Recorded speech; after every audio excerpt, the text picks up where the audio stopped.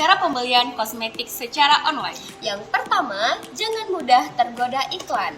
Waspada promosi-promosi yang menggiurkan.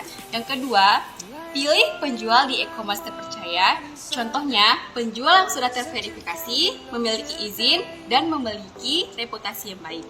Jangan lupa cek review dari pembeli. Yang ketiga, lakukan cek klik, cek kemasan, cek label, cek izin edar, dan juga cek kadaluarsa. Atau bisa mencari informasi produk melalui akun penjual atau bisa menanyakan langsung kepada penjual. Yang keempat, kosmetik yang harus diaplikasikan oleh tenaga medis. Berarti kosmetik yang tidak boleh diperjualbelikan secara online. Contohnya, yang pertama, kosmetik untuk kulit yang mengandung AHA yang memiliki kadar lebih dari 10%.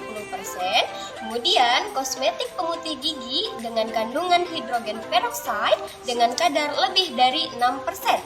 Yang kelima, unduh aplikasi Bepom Mobile Melalui Play Store atau App Store secara gratis.